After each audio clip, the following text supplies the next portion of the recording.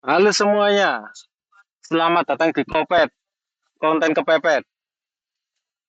Di sini dalam 5 menit ke depan mungkin saya akan mereview sebuah film dengan judul The Imitation Game sebagai pengantar kriptografi.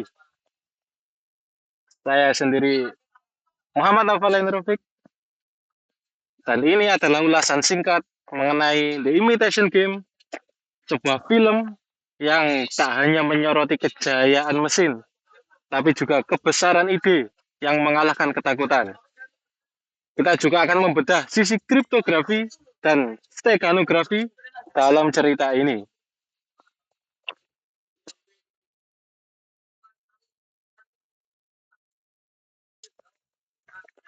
Oke, di sini timbul pertanyaan besar. Bisakah satu mesin menyelamatkan kurang lebih 14 juta nyawa hanya dengan memecahkan sandi?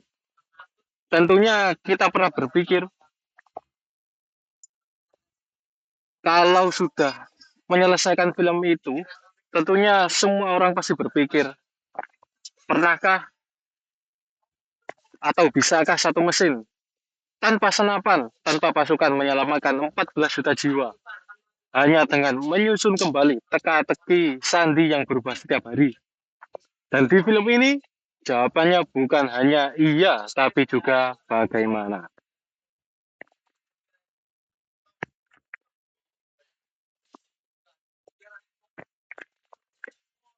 Sekilas tentang plot atau sekilas tentang film. Di sini latar film adalah di Inggris tahun 940-an, di mana Nazi menggunakan mesin Enigma untuk menyandikan pesan. Dan setiap tengah malam, kuncinya atau sandinya itu diriset. Alan Turing merupakan tokoh utama dalam film ini. Dan juga timnya di Bletchley Park dihadapkan pada tantangan mustahil, yaitu memecahkan sandi sebelum informasi kritis terlambat. Dari sini, film mulai mengeksplorasi batas logika, emosi, dan loyalitas.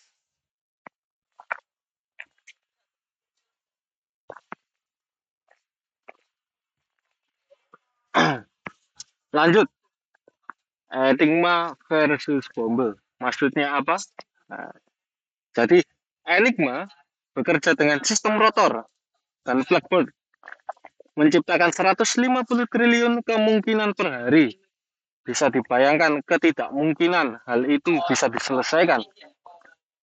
Mungkin manusia memecahkannya secara manual, tapi membutuhkan sekian ribu tahun, bahkan lebih.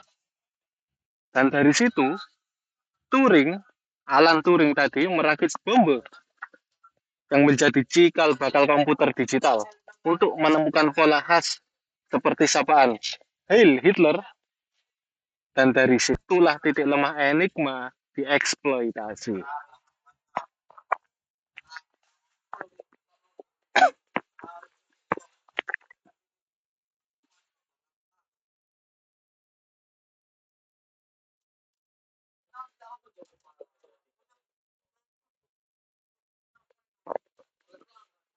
Oke, kita lanjut ke slide selanjutnya. Kriptografi versus steganografi. Di sini sebuah tabel yang mungkin cukup mudah dipahami bagi semua orang. Jadi kita mengenal dua pendekatan, kriptografi dan steganografi. Kriptografi tentunya menyamarkan isi pesan. Pesannya terlihat tapi tidak terbaca. Sementara di tabel tersebut kita melihat steganografi bisa menyembunyikan keberadaan pesan itu sendiri. Dua metode berbeda, namun saling melengkapi dalam menjaga kerahasiaan informasi.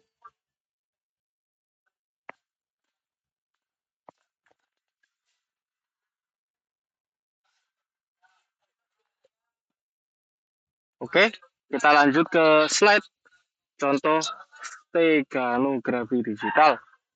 Dalam era digital, pesan rahasia bisa disisipkan ke dalam foto biasa. Misalnya teks, "Hello Alan," dimasukkan ke bagian bit terkecil gambar kucing. Hasilnya tak terlihat oleh mata namun terbaca oleh software. Itulah steganografi, menyamarkan makna di balik yang terlihat begitu wajar.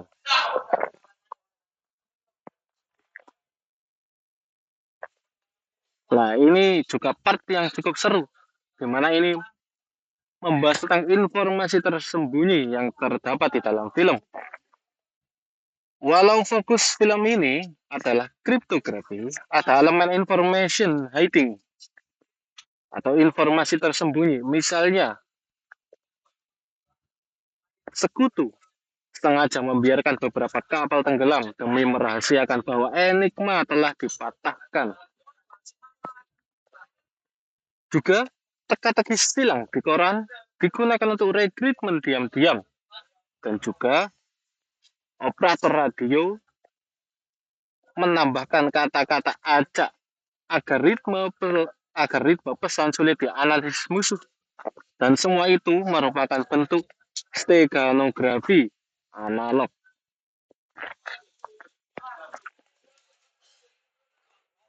Lanjut ke steganografi modern. Hari ini steganografi digunakan dalam berbagai konteks.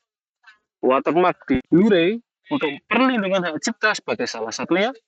Server malware yang menyamarkan perintah lewat gambar palsu hingga alat komunikasi rahasia bagi jurnalis investigasi.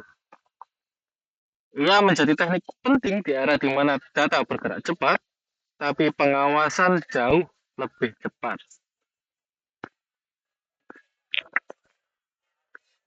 Lanjut, lalu apakah hal-hal yang dapat kita pelajari dalam film ini?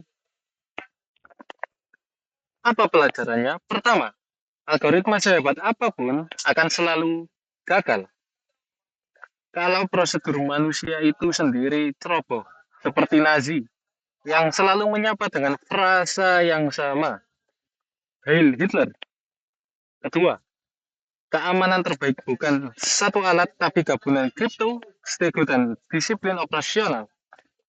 Yang ketiga, terkadang inovasi datang dari mereka yang dianggap asing, dan itu adalah kekuatan, bukan kelemahan seperti yang terjadi di part-part awal film.